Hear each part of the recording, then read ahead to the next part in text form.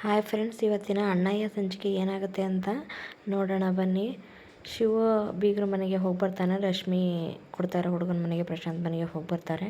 ಅಲ್ಲಿ ವರದಕ್ಷಿಣೆ ಬಗ್ಗೆ ಎಲ್ಲ ಮಾತಾಡಿರ್ತಾರಲ್ಲ, ಅದನ್ನು ಮಾದಪ್ಪಣ್ಣನ ಹತ್ರ ಹೇಳೋಕ್ಕೆ ಅಂತ ಬರ್ತಾರೆ. ಏನು ಮಾದಪ್ಪಣ್ಣ ಅದಕ್ಕೆ ಅಂತಾರೆ, ಏನು ಶಿವು ಇಲ್ಲಿ ನೋಡಿದ್ರೆ ವರದಕ್ಷಿಣೆ ಬೇಡ, ವರಪ್ರಚಾರ ಬೇಡ, ಏನು ಬೇಡ ಅಂತ ಹೇಳ್ಬಿಟ್ಟು ಹೋಗ್ಬಿಟ್ಟು ಏನು ಬೇಡ ನಿಮ್ಮ ಹುಡುಗಿ ಕಳಿಸ್ಕೊಡ್ರಿ ಅಂತ ಹೇಳಿದ್ದಾರೆ. ಅಲ್ಲಿ ನೋಡಿದರೆ ಹಿಂಗೆ ಕೇಳಿದ್ದಾರೆ ಅಂತ ಹೇಳ್ತೀಯ ಅಂತಾರೆ. ಹೌದು, 5 ಲಕ್ಷ ರೂಪಾಯಿ ಏನು ಕಡಿಮೆ ಆಯಿತಾ? 50 ಗ್ರಾಮ್ ಚಿನ್ನ ಬೇಕಂದ್ರೆ ಕಾರ್ ಕೊಡಿ ಅಂತ ಕೇಳಿದೆ ಅಂತ ಹೇಳ್ತೀಯ. ಇದೆಲ್ಲ ಹೆಂಗೆ ಜೋಡಿಸ್ತೀಯ ನೀನು? ಅವ್ರು ಹಿಂದೊಂದು ಮುಂದೊಂದು ಮಾಡ್ತಾವ್ರೆ. ಅವ್ರು ಒಳ್ಳೆಯವ್ರಂತ ಹೆಂಗೆ ನಂಬೋದು? ನನಗೇನೆ ಸರಿ ಕಾಣ್ತಲ್ಲ ಅಂತ ಹೇಳ್ತಾನೆ. ಅದ್ರಾಗೂ ನನ್ನರೇ ಕರ್ಕೊಂಡು ಹೋಗೋದು ಬಿಟ್ಬಿಟ್ಟು ನಾನು ಕರ್ಕೊಂಡು ಹೋಗಿದ್ರೆ ನಾನು ಸ್ವಲ್ಪ ಕಡಿಮೆನಾದರೂ ಮಾಡಿಸ್ತಾ ಇದ್ದೆ ಅಂತ ಹೇಳ್ಬಿಟ್ಟು ಮಾದಪ್ಪಣ್ಣ ಹೇಳ್ತಾರೆ. ಅಣ್ಣ ಪರವಾಗಿಲ್ಲ, ನನ್ನ ತಂಗಿ ಚೆನ್ನಾಗಿದ್ರೆ ಸಹಿ. ನಾಳೆ ನಿಮ್ಮ ಅಣ್ಣನ ಇಷ್ಟು ಕೇಳಿದ್ವಿ, ಇಷ್ಟು ಕೊಟ್ಟರು ಅಂತ ಹೇಳ್ಬಿಟ್ಟು ನನ್ನ ತಂಗಿ ನೊಂದ್ಕೊಬಾರ್ದು. ನನ್ನ ತಂಗಿ ನೊಂದ್ಕೊಂಡಾಗ ಚುಚ್ಚು ಮಾತಾಡಬಾರ್ದು. ಆಮೇಲೆ ನನ್ನ ತಂಗಿ ನೊಂದ್ಕೊಂತಾಳೆ ಅಂತ ಹೇಳ್ಬಿಟ್ಟು ನಾನು ನೊಂದ್ಕೊಂಡು ಅನ್ಬೇಕಾಗುತ್ತೆ. ಏನೋ ಅಣ್ಣ, ಕಷ್ಟನೋ ನಷ್ಟನೋ ನಾನು ಹೆಂಗೋ ಮಾಡಬೇಕಣ್ಣ ಅಂತ ಹೇಳ್ತಾನೆ ಮಾದಪ್ಪಣ್ಣಗೆ. ಹೌದು ಶಿವು, ದುಡ್ಡು ಹೆಂಗೆ ಜೋಡಿಸ್ತೀಯ ಅಷ್ಟಕ್ಕಂತ ದುಡ್ಡು ಅಂತ ಹೇಳ್ಬಿಟ್ಟು ಮಾದಪ್ಪಣ್ಣ ಕೇಳ್ತಾರೆ. ಚೀಟಿ ಹಾಕ್ಕೊಂಡಿದ್ದೀನಣ್ಣ, ಇನ್ನು ಉಳಿದದ್ದು ಏನೋ ಆಗುತ್ತೆ, ಏನೋ ಆ ದೇವ್ರು ನೋಡ್ಕೊತಾನೆ ಅಂತ ಎಲ್ಲ ಹೇಳ್ತಾನೆ. ಸರಿಯಪ್ಪ, ನಾನು ನನ್ನ ಕಾಲದಷ್ಟು ಸಹಾಯ ಮಾಡ್ತೀನಿ ಬಿಡು ಅಂತ ಹೇಳ್ತಾನೆ ಮಾದಪ್ಪಣ್ಣ. ಆಮೇಲೆ ಶಿವು, ಇದು ವಿಷಯ ಯಾವುದೇ ಕಾರಣಕ್ಕೂ ಹಿಂಗೆ ನಾನು ಕೊಡ್ತಾ ಇರೋದು ಪಾರು ಗೊತ್ತಾಗ್ಬಾರ್ದು ಅಂತ ಹೇಳ್ತಾನೆ. ಸರಿ ಆಯಿತು ಬಿಡಪ್ಪ ಅಂತ ಹೇಳ್ಬಿಟ್ಟು ಅಲ್ಲಿಗೆ ಅವ್ರ ಕತೆ ಮುಗಿಯುತ್ತೆ. ನೆಕ್ಸ್ಟು ಇಲ್ಲಿ ಮನೆಗೆ ರಶ್ಮಿ ಜಿಮ್ ಮಾಡ್ಕೊಂಬರ್ತಾಳೆ. ಒಬ್ಬರಿಗೆ ಟಿ ವಿ ಹಾಕು, ಒಬ್ಬರಿಗೆ ಬಿಸಿನೀರು ತೊಗೊಂಬ, ಹಾಗೆ ಇನ್ನೊಬ್ಬರಿಗೆ ಸ್ವಲ್ಪ ಫ್ಯಾನ್ ಹಾಕಿ ಅಂತ ಹೇಳಿ ತಂಗಿರಿಗೆಲ್ಲ ಹೇಳ್ತಾ ಇರ್ತಾಳೆ. ಏನು ಅದಕ್ಕೆ ಇವಳು ಬಂದಿದ್ದು, ಅದಕ್ಕೆ ಹಿರೇ ಅಕ್ಕ ಬಂದುಬಿಟ್ಟು, ಏನು ರಶ್ಮಿ ಹಿಂಗೆ ಆಡ್ತಾಯಿದ್ಯಾ? ನಿನ್ನ ಕೆಲಸ ನೀನು ಮಾಡ್ಕೊಳಕ್ಕಾಗಲ್ವಾ? ಏನು ಭಾಳ ಜಾಸ್ತಿ ಆಯ್ತು ನಿಂದು ಅಂತ ಹೇಳ್ಬಿಟ್ಟು ಅಂತಾಳೆ ರತ್ನ. ಆವಾಗ ಅಷ್ಟೊತ್ತಿಗೆ ಇವಳು ಬರ್ತಾಳೆ ಅಂತ ಅವಳು ಪಾರು ಬರ್ತಾಳೆ. ಪಾರು ಬಂದುಬಿಟ್ಟು, ಏನಿದು, ಏನು ನಮ್ಮ ಗುಂಡಮ್ಮಂಗೆ ಭಾಳ ಸುಸ್ತಾಗಿದೆ, ಏನು ಮಾಡೋಕ್ಕಾಗುತ್ತೆ, ನೀವೆಲ್ಲ ಮಾಡಬೇಕು ಅಂತ ಹೇಳ್ತಾಳೆ. ಅದಕ್ಕೆ ಅವರೆಲ್ಲ ನೋಡ್ತಾರೆ. ಹಿಂಗೆ ನೋಡ್ಬಿಟ್ಟು ಆಮೇಲೆ ಕಣ್ಣು ಹೊಡಿತಾಳೆ ಅವ್ರಿಗೆ, ಸುಮ್ಮನಿರೋ ನೀವು ಅಂತ ಹೇಳ್ಬಿಟ್ಟು.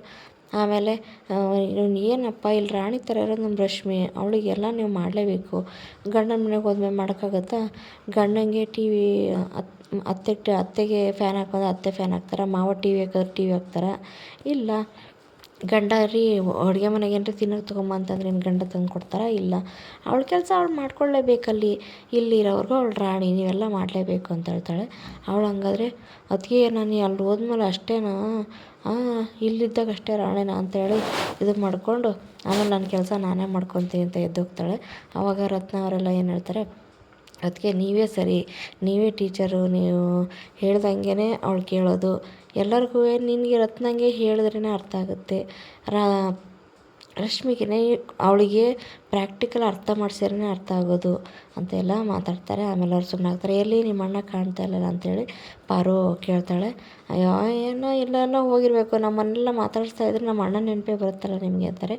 ಅವ ನಾಚ್ಕೊತ ನಿಂತ್ಕೊಂತಾಳೆ ಪಾರು. ಆಮೇಲೆ ಹೋಗ್ರೆ ಅಂತ ಹೇಳ್ಬಿಟ್ಟು ಸುಮ್ಮನೆ ಒಳಗೆ ಹೋಗ್ತಾಳೆ ಅವಳು. ಅಲ್ಲಿಗೆ ಅವ್ರ ಕತೆ ಮುಗಿಯುತ್ತೆ. ನೆಕ್ಸ್ಟ್ ಇಲ್ಲಿ ಜಯಕ್ಕ ಮತ್ತು ಜಯಕ್ಕನ ಗಂಡ ಮಾದಪ್ಪಣ್ಣನ ಮನೆಗೆ ಅಕ್ಕ ಮಾವ ಬಂದಿರ್ತಾರೆ. ಈ ಜಗಳ ಆಡ್ಕೊತ ನಿಂತ್ಕೊಂಡಿರ್ತಾರೆ ಮಾದಪ್ಪಣ್ಣ ಜಯಕ್ಕ ಗಂಡನ ಜೊತೆ. ಆವಾಗ ಏನಾರೇ ನನ್ನ ಬಿಟ್ಟು ಹೋಟ್ಲಲ್ಲಿ ಮುಳುಗಿಸ್ಬಿಟ್ಟು ಬಿಟ್ಬಿಟ್ಟು ಹೋಗ್ಬಿಟ್ಟ, ಏನೋ ನನ್ನ ತಮ್ಮನ ಮನೆ ಇತ್ತು ಸೂರು, ಬಂದುಬಿಟ್ಟು ನಾನು ಇಲ್ಲಿ ಸೇರಿಕೊಂಡೆ, ಏನೋ ಪಾಡಾಯಿತು, ಈಗ ಬಂದಿದ್ದಾನೆ ಇಲ್ಲಿ, ಏನಕ್ಕೆ ಬಂದಿದ್ದಾನೆ ಅಂತೇಳಿ ತಟ್ಟೆ ಗಂಗಳೆಲ್ಲ ಹೋಗಿತಾ ಇರ್ತಾಳೆ. ಆಮೇಲೆ ಮಾದಪ್ಪಣ್ಣ ಬಂದುಬಿಟ್ಟು, ಅಕ್ಕ ನೀನು ಸುಮ್ಮನೆ ಕೂತ್ಕೊ, ಮಾವ ನೀನು ಸುಮ್ಮನೆ ಕೂತ್ಕೊ, ನಾನು ಎಲ್ಲ ಸರಿ ಮಾಡ್ತೀನಿ ಅಂತ ಹೇಳ್ಬಿಟ್ಟು ಕುಂದಿರಿಸ್ತಾನೆ. ಸಮಾಧಾನವಾಗಿರಕ್ಕ, ನಾನು ಎಲ್ಲ ಸರಿ ಮಾಡ್ತೀನಿ, ನಿಮ್ಮ ಬದುಕಿಗೆ ಒಂದು ದಾರಿ ಮಾಡಿಕೊಡ್ತೀನಿ ಅಂತ ಹೇಳ್ತಾನೆ. ಆವಾಗ ಲೀಲಾ ಇದ್ದೋಕೆ, ರೀ ಒಂದು ಮಿಲ್ಟ್ರಿ ಹೋಟೆಲ್ ಓಪನ್ ಮಾಡಿದ್ರೆ ಹೆಂಗಿರುತ್ತೆ, ಇಲ್ಲೇ ಮಾದಪ್ಪ ಮಿಲ್ಟ್ರಿ ಹೋಟೆಲ್ ಅಂತೇಳಿ ಅಂತ ಹೇಳ್ಬಿಟ್ಟು ನೀಲಾ ಹೇಳ್ತಾಳೆ ಅವನು ಹೆಂಡ್ತಿ. ಆವಾಗ ಅಲ್ಲಿ ಇದು ಹಳ್ಳಿ ಕಣೆ, ಅದೆಲ್ಲ ನಡೆಯಲ್ಲ ಇಲ್ಲಿ ಅಂತ ಹೇಳ್ಬಿಟ್ಟು ಅಂತಾನೆ ಮಾದಪ್ಪ. ಆಮೇಲೆ ಬಾವ ನಿಮ್ಗೆ ಏನೇನು ಮಾಡೋಕ್ಕೆ ಬರುತ್ತೆ ಅಂತ ಕೇಳ್ತಾರೆ. ಅದಕ್ಕೆ ಜಯಕ್ಕ ಅದಕ್ಕೆ ಎಲ್ಲ ಏನು ಬರೋಲ್ಲ ಅವ್ರಿಗೆ, ಎಲ್ಲ ಹಾಳು ಮಾಡೋದೊಂದು ಬರುತ್ತೆ ಅಂತ ಜಯಕ್ಕ ಹೇಳ್ತಾಳೆ. ಆಮೇಲೆ ಅಲ್ಲಿಗೆ ಅವರು ಸೀನ್ ಮುಗಿಯುತ್ತೆ. ಅವಳು ಸುಮ್ಮನೆ ಜಯಕ್ಕ ಸಿಟ್ಟಿಂದ ಎದ್ದು ರೂಮಿಗೆ ಎದ್ದೋಗ್ತಾಳೆ. ಇಲ್ಲಿ ಪಾರು ನೈಟ್ ಆಗಿರುತ್ತೆ, ಅವಳು ಹಾಸಿಗೆ ಎಲ್ಲ ಹಾಸ್ಕೊತಾ ಇದ್ದಾಳೆ. ಹಾಗೇನೆ ಶಿವು ಸಹಿತ ಚಾಪಿನೂ ದಿಮ್ಮನು ಹಾಸ್ಬಿಟ್ಟು ಇದು ಮಾಡ್ತಿರ್ತಾಳೆ. ಅಯ್ಯೋ ಚಾಪಿ ತುಂಬ ಓದುತ್ತಲ್ಲ ಅಂದ್ಬಿಟ್ಟು ಅವಳದು ಬೆಡ್ಶೀಟನ್ನ ಹಾಸ್ತಾಳೆ ಅವನಿಗೆ.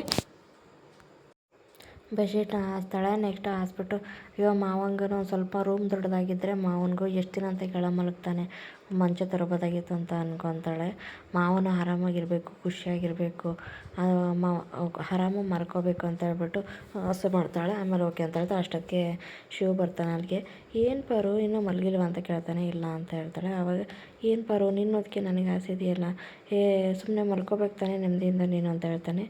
ನನಗೇನ ನೆಮ್ಮದಿ ಇಲ್ಲ ಅಂತ ನಿನಗೇನಾರು ಹೇಳಿದ್ನ ಅಂತ ಹೇಳ್ತಾಳೆ. ನೀನು ಅದಕ್ಕೆ ಯಾಕೆ ಓದಿಸ್ತಿ, ಹಳ್ಳಿ ಮುಕ್ಕನ ಸೇವೆನ ನೀನು ಮಾಡಿದರೆ ಸರಿ ಹೋಗುತ್ತಾ, ನಾನು ಹೆಂಗೆ ಮಲಗ್ತಾಯಿದ್ದೆ, ಬೇಡ ನಿನಗೆ ಅಂತಾಳೆ. ಬೇಡ ಅಲ್ವ ನಿನಗೆ, ಹೊಸಿತೀನಿ ಅಂತ ಹೇಳ್ಬಿಟ್ಟು ಹೊಸಿಯಕ್ಕೆ ಹೋಗ್ತಾಳೆ. ಹಿಂಗೆ ಮಾತುಕತೆ ನಡೆಸ್ತಾರೆ ಇಬ್ಬರು ಪಾರವನು. ಆಮೇಲೆ ನನ್ನ ಹಳ್ಳಿ ಮುಖ ಅಲ್ವಾ, ನಾನು ದೊಡ್ಡದು ಅಲ್ವಾ, ಸರಿ ಬಿಡು ಬೇಡ ನಿನಗೆ ಅಂತ ಹೇಳ್ಬಿಟ್ಟು ತಲೆ ಮದ್ದೆಲ್ಲ ಹೊರಗೆ ಹೋಗ್ತಾಳೆ. ಇಲ್ಲ ಪಾರು ಪರವಾಗಿಲ್ಲ, ನಾನು ಮಲ್ಕೋತೀನಿ ಅಂತ ಹೇಳ್ಬಿಟ್ಟು ಇದು ಮಾಡ್ತಾನೆ ಶಿವ. ಆಮೇಲೆ ಕೈ ಕಟ್ಟು ಬಾಯಿ ಮುಚ್ಚು ಅಂತ ಹೇಳ್ತಾಳೆ. ಅದಕ್ಕೆ ಸರಿ ಮ್ಯಾಮ್ ಅಂತ ಹೇಳ್ತಾನೆ ಅವನು. ಅದಕ್ಕೆ ಮಾವ ಇದನ್ನೆಲ್ಲ ಯಾರು ಹೇಳ್ಕೊಟ್ರು ನಿನಗೆ ಅಂತ ಹೇಳ್ತಾರೆ. ಅಲ್ಲಿ ಶಿಶ್ವರಕ್ಕೆ ಹೋಗ್ಬೇಕಾದ್ರೆ ಸಿಟಿಯಿಂದ ಮೇಡಮ್ ಬಂದಿದ್ದರು ಬೇರೆ ದೇಶದಿಂದ, ಅವ್ರು ಹೇಳ್ಕೊಟ್ಟಿದ್ದು ಮ್ಯಾಮ್ ಅನ್ನಬೇಕು ಅಂತ ಹೇಳ್ಬಿಟ್ಟು ಹೌದಾ ಅಂತ ಹೇಳ್ಬಿಟ್ಟು ನಗಾಡ್ತಾರೆ. ಸೊ ಆಮೇಲೆ ನಾನು ಮೊಗ್ಗಿ ಥರ ಮಲ್ಕೊಂಡ್ಬಿಡ್ತೀನಿ ಅಂತ ಹೇಳ್ಬಿಟ್ಟು ಮಲಗ್ತಾನೆ.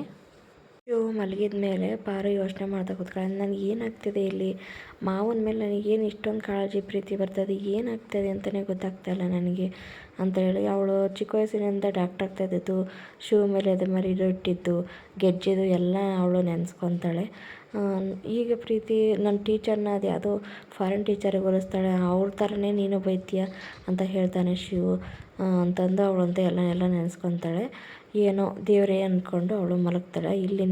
ಇಲ್ಲಿ ವೀರಭದ್ರ ಮನೆಯಲ್ಲಿ ಅಂದರೆ ಪಾರ್ವತಿ ತವ್ರ ಮನೆಯಲ್ಲಿ ವೀರಭದ್ರ ಪೂಜೆ ಮಾಡ್ತಾನೆ. ಪೂಜೆ ಮಾಡಿ ಎಲ್ಲರಿಗೂ ಸಂಕ್ರಾಂತಿ ಕಾಳು ಇಬ್ಬರು ಹೆಣ್ತಿರಿಗೆ ಕೊಡ್ತಾನೆ. ಆಮೇಲೆ ಛತ್ರಿ ಕೊಡ್ತಾನೆ. ಛತ್ರಿ ಸಂಕ್ರಾಂತಿ ಹಬ್ಬದ ಶುಭಾಶಯಗಳು ಅಂತ ಹೇಳ್ತಾನೆ. ಆಮೇಲೆ ಅಂತ ಹೇಳ್ಬಿಟ್ಟು ಸುಮ್ಮನೆ ಆಗ್ತಾನೆ. ಅವನಿಗೇನೋ ಹೇಳ್ತಾನೆ. ಆಮೇಲೆ ಪಾರ್ವತಿ ಇವರು ಪಾರ್ವತಿನಿಗೆ ಶುಭವಾಗಲಿ ಅಂತ ಕೊಡ್ತಾರೆ. ನಾನು ಅದೇ ಪಾರ್ವತಿಗೆ ನನ್ನ ಮಗಳಿಗೆ ಅವಳು ಅಶುಭ ಆಗಲಿ, ಅವಳು ಚೆನ್ನಾಗಿರ್ಬಾರ್ದು, ನಾಶವಾಗಲಿ ಅಂತ ನಾನು ಬಡ್ಕೊತೀನಿ ಅಂತ ಎಲ್ಲ ಅಂತಾನೆ. ಅವ್ರಿಗೊಂಥರ ಬೇಜಾರಾಗುತ್ತೆ ಹೆಂಡ್ತಿರಿಗೆ, ವೀರಭದ್ರನ ಹೆಂಡ್ತಿರಿಗೆ. ಆಮೇಲೆ ಸುಮ್ಮನೆ ಆಗ್ತಾರೆ, ಏನೋ ಅನ್ನಲ್ಲ ಅವರು. ಆಮೇಲೆ ನಿನ್ನ ಮಗಳು ಯಾವಾಗ ಇದು ಛತ್ರದಿಂದ ಓಡೋದ್ಲು ಅಲ್ಲಿಗೆ ಅವಳು ನನಗೆ ಸತ್ತಾಗಿದೆ, ಅವಳು ಏನೇ ಇದ್ದರೂ ಇನ್ನಷ್ಟೇ ನನಗೆ ಅಂತ ಎಲ್ಲ ವೀರಭದ್ರ ಅಂತಾನೆ. ಆಮೇಲೆ ಪರಶು ಇದ್ದಾನ, ಅಪ್ಪ ನಾವಿಬ್ಬರೇ ಇಲ್ಲಿ ಮನೇಲಿ ಸರಿ ಇರೋದು, ಇವರಿಬ್ಬರು ನಮ್ಮ ಪಕ್ಷ ಅಲ್ಲ ಅನಿಸುತ್ತೆ ಅಂತ ಹೇಳ್ತಾರೆ. ಅದಕ್ಕೆ ವೀರಭದ್ರ ಇದ್ದಾನು, ಸೊ ಅದಕ್ಕೆ ಸರಿಯಾಗಿ ನೋಡಿ ಹೆಣ್ಣು ತರಬೇಕು ಅಂತ ಅನ್ನೋದು, ನಮ್ಮ ಪಕ್ಷಕ್ಕೆ ಸೇರೋದಿಲ್ಲ ಅವ್ರು ಎಲ್ಲಿವರೆಗೂ ಹೋದ್ರೂ ಅಂತ ಹೇಳ್ಬಿಟ್ಟೆಲ್ಲ ಮಾತಾಡ್ಕೊತಾರೆ ಅಪ್ಪ ಮಗ. ಆಮೇಲೆ ರಶ್ಮಿ ಮದುವೆ ವಿಷಯ ಎಲ್ಲಿವರೆಗೂ ಬಂತು ಅಂತೇಳಿ ಛತ್ರಿನ ಕೇಳ್ತಾನೆ.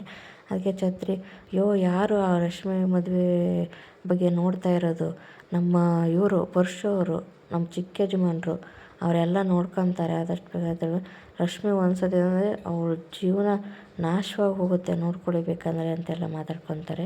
ಹಿಂಗೆ ಮಾತಾಡ್ತಿದ್ದಂಕ್ಲೇ ಅಲ್ಲಿಗೆ ಅವರು ಮಾತು ಮುಗಿಸ್ತಾರೆ.